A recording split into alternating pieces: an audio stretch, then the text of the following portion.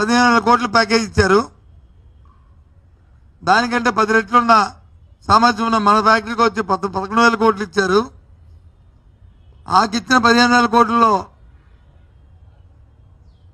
ఉన్న జీతాలు కానీ, బత్యాలు కానీ, ఎస్టాబ్లిష్మెంట్ కానీ, లేదు ముడిసలు కొనుక్కోవడానికి కానీ దేనికి ఎనీ రిస్ట్రిక్షన్ ఏమీ లేదు. ఈ ఇచ్చిన 11,000 కోట్లకి ఎన్నో నిబంధనలు పెట్టారు. ఆ నిబంధనలు ఏంటి? అప్పులు వడ్డీలు తీర్చుకోవడానికి మాత్రమే అవకాశం ఇచ్చారు. మరి ఏ రకంగా సర్వైవ్ అవుతుంది? ఏంటి మీ తాలూకా యాక్షన్ ప్లాన్? చెప్పారు కదా నాయకులందరూ, కూటమి నాయకులందరూ కూడా ప్రెస్ కాన్ఫరెన్స్ పెట్టారు కదా. మీరు ఇవ్వండి కార్యాచరణ, మీరు చెప్పండి కార్యాచరణ. నేను ఆశ్చర్యపోయాను. అందులో ఒకరిద్దరు నాతో కొలీగ్స్ ఉన్నారు, అందులో సీనియర్ నాయకులు కూడా ఉన్నారు.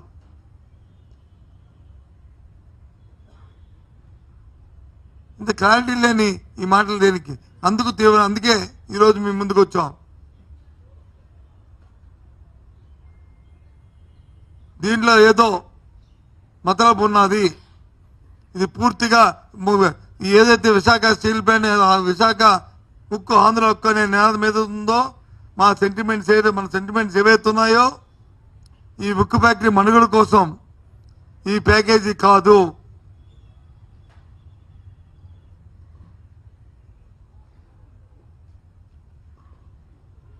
నిన్న మా అధ్యక్షుడు, మా పార్టీ విశాఖ జిల్లా పార్టీ అధ్యక్షుడు కొంతవరకు దాన్ని ఉపశమనం అని చెప్పిన మాట వాస్తవం. కానీ నేనైతే మాత్రం దీన్ని ఉపశమనం చెప్పడానికి నేను తయారుగా లేను. ఈ ప్రలోభ పెట్టి ఈ ప్రాంతాన్ని, ఈ రాష్ట్ర ప్రజలను మోసం చేసే భాగంలో భాగమని చెప్పని మా అభిప్రాయంగా తెలియజేస్తున్నాను.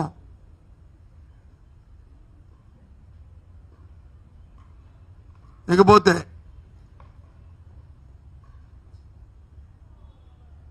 మొన్న రోజు తిరుపతిలో జరిగిన ఒక సంఘటన మీ అందరికి కూడా మనం మీ ద్వారా ప్రజలకు కూడా చెప్పాం.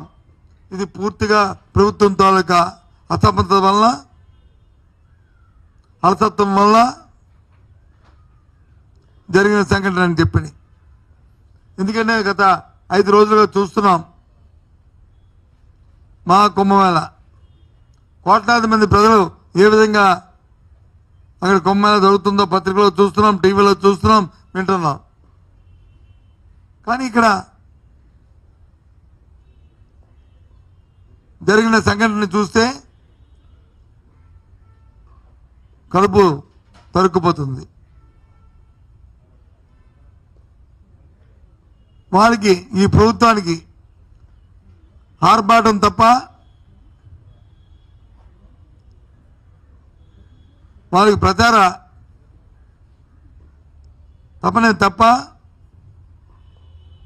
ప్రజల ప్రజల తాలూకు ప్రాణాల మీద వాళ్ళకేమి వాళ్ళ భద్రత కల్పించాలనే భావన కానీ ఆలోచన కానీ లేని విషయం తేటతెల్లమైంది. సాక్షాత్తు కేంద్ర హోంశాఖ కూడా దాని మీద నిన్న రావడానికి కొంచెం ప్రయత్నం చేసింది. నిన్న వచ్చిన హోంమంత్రి గారి తాలూకా ఏదైతే లంచ్ మీటింగో డిన్నర్ మీటింగో ఉందో అది దాన్ని ఉపయోగించుకుని వాళ్ళ రాణి కంటే పరువును కాపాడుకోవడానికి ప్రయత్నం చేస్తారు. ఇక్కడ పరువు కాదు సమస్య. జరిగిన సంఘటనకి పూర్వపాలన తడకపోవడం ఉంటే అది మన పరువును కాపాడుకోవడం. ఇంకోసారి పునరావృతం కాకుండా ఉంటే అది మన సమర్థతకి నిదర్శనం. కానీ ఇది కాదు. అందుకే ఆ రోజు నేను మీ ద్వారా చెప్పాను, ఏదైతే హైకోర్టు ఉందో న్యాయస్థానం, రాష్ట్ర హైకోర్టు న్యాయమూర్తి గారు ఆలోచన చేసి సోమోటోగా మీరు వచ్చి ఎంక్వైరీ జరపాలని కోరామో పత్రికలో వచ్చిన చూసి నిన్న రోజు నేను అందుకే ప్రధాన న్యాయమూర్తి గారికి జరిగిన సంఘటనలన్నింటినీ కూడా పత్రికలో వచ్చిన ప్రతి అంశాన్ని నేషనల్ మీడియా, స్టేట్ మీడియాలో అన్నింటినీ పెట్టి ఒక లేఖను కూడా వారికి పంపించారు. దయచేసి మీరు సోమోటుగా మీరు ఇంటర్వ్యూ అవ్వండి, దీని మీద ఎంక్వైరీ జరపండి. ఇది రాజకీయాలతో అతీతంగా ఉండాలి, రాజకీయాలు తావులేదు. ఇంకోసారి ఇలాంటి సంఘటనలు జరగకుండా ఉండాలంటే జరిగిన సంఘటనకి దాని మీద కొంత ఎవరైతే అలసత్వం వహించిన అధికారులు కానీ ప్రభుత్వం కానీ నాయకులు కానీ ఎవరున్నప్పటికీ కూడా వారికి తగ్గ కొంత వాళ్ళ మీద క్రమశిక్షణ చర్యలు ఉండాలి. లేకపోతే ఇది ఆనవాయితీగా వస్తుంది అనే ఉద్దేశాన్ని వ్యక్తపరిచాం. ఆ నేపథ్యంలో నేను లేఖ కూడా రాశాను. అయితే లేఖ విడుదల చేద్దాం కానీ మళ్ళీ అది రాజకీయాలతో ముడిపడిపోద్ది కాబట్టి, అది ప్రచార ఆర్భాటం ఉండకూడదు కాబట్టి దయచేసి మీకు అది ఇవ్వట్లేదు. కానీ ఆ లేఖను కూడా వారిని రిక్వెస్ట్ చేస్తూ వాళ్ళ అభ్యర్థిస్తూ అది కూడా పంపిన విషయాన్ని కూడా మీకు తెలియజేస్తున్నా. ఓకేనా?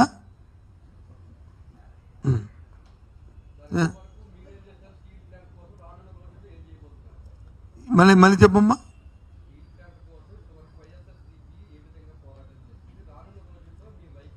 మేము ఇంతవరకు కూడా స్టీల్ ప్లాంట్ ప్రైవేటీకరణ అనే అంశం పట్ల మేము నిశ్శబ్దంగా ఇది ప్రభుత్వ సంస్థగా ఉండాలి, శైలిలో విలీనం అవ్వాలి, ఒకవేళ చివరి వస్తే శైలిలో విలీనం చేయాలి అని పట్టుకొని ఉంచా అనే అంశం మీద మాట్లాడాం.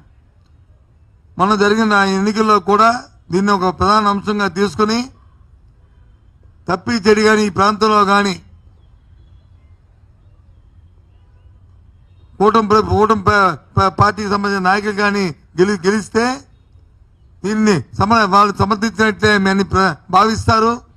దయచేసి అలాంటి పొరపాటు చేయొద్దని కూడా ప్రజలు కోరాం. ప్రజలు తీసుకున్న నిర్ణయం తీసుకున్నారు. ఆ రోజు కూటమి నా పెద్దల నాయకులు వచ్చి మేము దీన్ని కాపాడుకుంటాం, మమ్మల్ని నమ్మండి,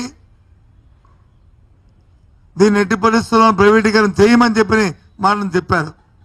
ఆ మాట మీద కట్టుబడాలని కోరుతున్నాం. ఏదైతే ప్రజా సంఘాలు కానీ స్టీల్ ప్లాంట్లో ఉన్న ఉద్యోగ సంఘాలు కానీ వాళ్ళందరూ ఏ నిర్ణయం తీసుకున్నా ప్రైవేటీకరణకు వ్యతిరేకంగా వాళ్ళతో పాటు మేము కూడా ఉద్యమం చేసి దీన్ని ఆపడమే ప్రధాన కర్తవ్యంగా విశాఖ ఉక్కు ఆంధ్ర హక్కుని ఏదైతే ఉందో ఆ నానుడిని కాపాడుకోవడానికి మా పార్టీ ప్రయత్నం చేస్తుంది, ఎల్లవేళ కట్టుబడి ఉన్నాం అనే విషయాన్ని తెలియజేస్తున్నాం.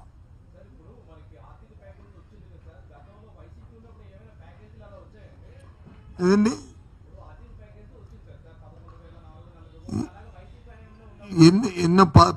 ఎన్నో సందర్భాల్లో అర్థం వచ్చినప్పుడు ఫ్యాక్టరీ పెట్టిన దగ్గర నుంచి పలు అంశాల్లో దాన్ని కాపాడుకుంటూ వచ్చాం.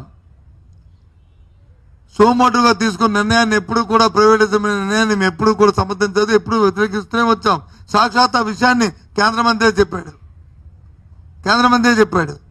ఇవాళ ఇచ్చిన ప్యాకేజ్, ఆర్థిక ప్యాకేజీ ఏదైతే దివాళా తీయడానికి తయారుగా ఉన్న నేపథ్యంలో ఒకవేళ దివాళా తీస్తే ఒకవేళ ఎవరైనా ప్రైవేట్ వాళ్ళు కొనుక్కుంటే వాళ్ళు వచ్చి దీని తాలూకు విలువ తగ్గిపోతేనే అనే దృక్పథం ఇచ్చినట్టు కొంత తప్ప దీని కాళ్ళ మీద దీన్ని నిలబడడానికి ఇచ్చిన ప్యాకేజీలో మాత్రం లేదనే విషయాన్ని కరాఖండిగా చెప్తున్నాం. నేనదే చెప్తున్నాను. నువ్వు అడిగిందని అడిగిందా నా సమాధానం నేను చెప్తున్నాను. లేదని చెప్తున్నాను.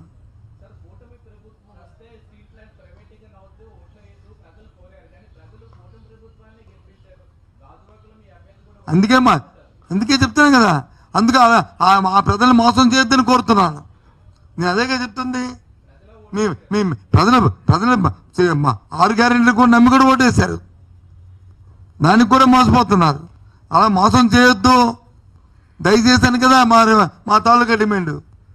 విద్యుత్ ఛార్జీ పెంచమని చెప్పారు, ఓటేశారు. 15,000 కోట్లు పెంచారు, పెంచొద్దని కదా మా డిమాండ్. అదే కదా మా డిమాండ్. ఏదైతే ప్రజలకు ఇచ్చిన ఎన్నికల ముందు ఇచ్చిన వాగ్దానాలు ఉన్నాయో, ఎన్నికల ప్రణాళికల్లో పెట్టిన మాటలు ఏవైతే ఉన్నాయో ఆ మాటలు కట్టుబడి ఉండాలి రాజకీయ పార్టీ అనేది కదా మా తాలూకా డిమాండ్. అదే కదా మేము చెప్తున్నాం. నువ్వు చెప్పింది నేను చెప్పింది ఒకటే బ్రదర్, ఏం తేడా లేదు. వాళ్ళకి పాప వాళ్ళకి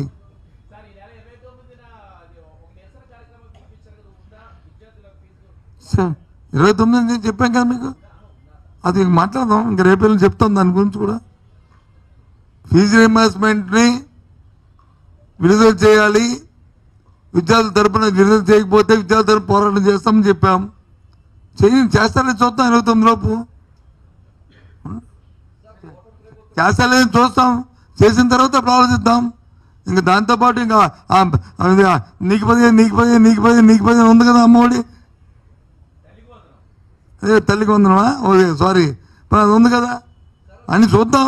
ఇంకా విడుదలయ్యి మన కాలేజీ ఖాతాల్లో వేసిన తర్వాత అప్పుడు నువ్వు అడిగిన దాన్ని డిస్కషన్కి నేను ఆన్సర్ ఇస్తాను, రైట్ ఆన్సర్ ఇస్తాను. అదే కదండి బాబు నేను అడిగింది. అవన్నీ దాని మీద అదొక సబ్జెక్టు, దీంట్లో కలిపికండి.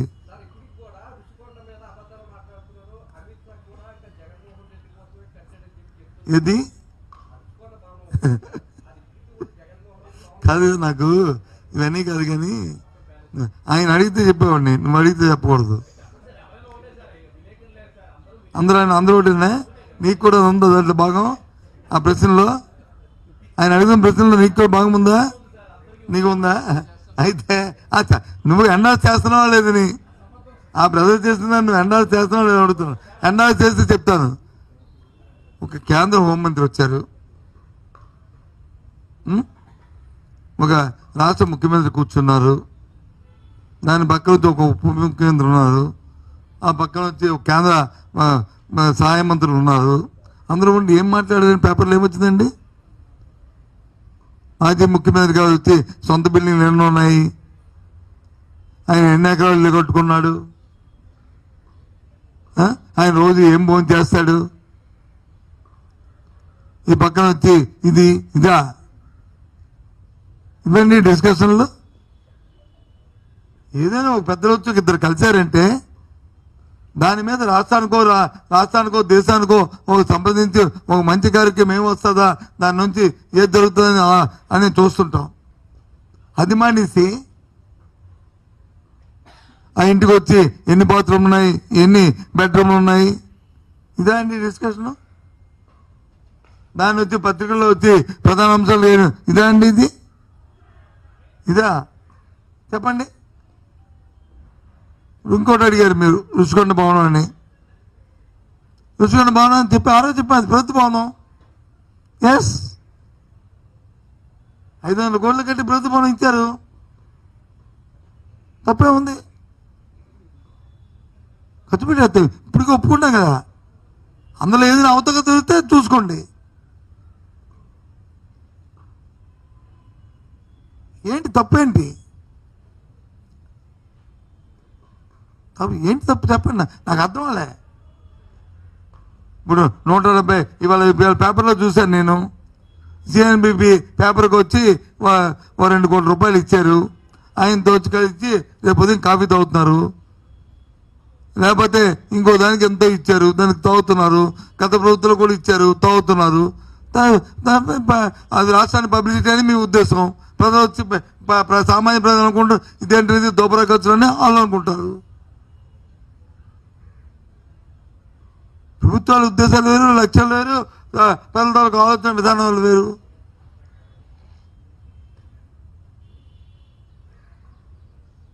అది వాస్తవం కదా.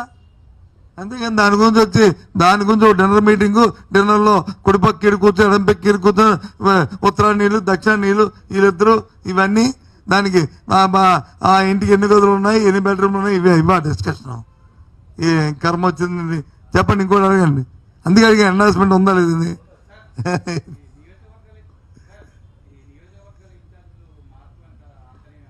అంతేమి ఎందుకు?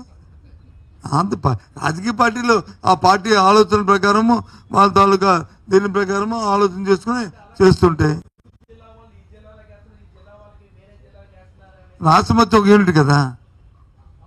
రాష్ట్రం మా తమిళనాడును తీసుకెళ్తేనే వరుస వాళ్ళు తీసుకొచ్చి ఎక్కడ పెడితే తప్పు, కానీ రాష్ట్రం ఒక యూనిట్ కాదా. ఇప్పుడు మన ఏ జిల్లా వాళ్ళు ఇప్పుడు మన దగ్గర ఉన్న కాదండి, మన దగ్గర ఉన్న కొంతమంది ఒకరిద్దరు ఎంపీలు ఉన్నారు, వాళ్ళు ఏ జిల్లా వాళ్ళు? వాళ్ళు ఏ జిల్లా వాళ్ళు? ఎంపీలు ఎమ్మెల్యేలు ఏ జిల్లా వాళ్ళు? వాళ్ళు ఓటు మా తాలూకా పుట్టిన తేదీలు ఎక్కడ ఉన్నాయి? వాళ్ళ ఇల్లు ఎక్కడ ఉంది? వాకిళ్ళు ఎక్కడ ఉన్నాయి? ఎక్కడ ఉన్నాయి? 100 కిలోమీటర్లు ఉన్నాయి. ఏమీ ఇవ్వండి సార్, నువ్వే ఒకసారి ఆలోచించుకొని అడిగితే బాగుంది క్వశ్చన్. అది అందుకే నువ్వు అడిగా కాబట్టి చెప్పాను. వాళ్ళ ఉద్దేశం రాష్ట్రం నుంచి యూనిట్, మరి మా ఉద్దేశంలో కాదా?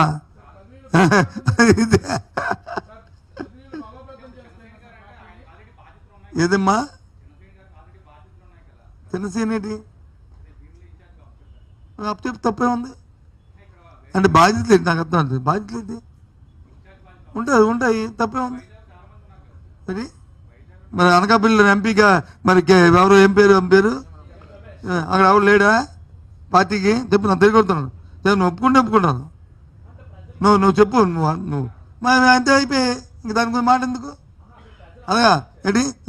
రేపు తెలుసు. ఇప్పుడు ఆమోదిస్తారు లేదా? రేపు తెలుస్తుందా? ఆమోదించడం అనేది ఎన్ని అయిన తర్వాత తెలుస్తుంది. కంటిన్యూ చేయడం ఇంకా తీసేయడం సరే ఏంటి కంటిన్యూ చేయడం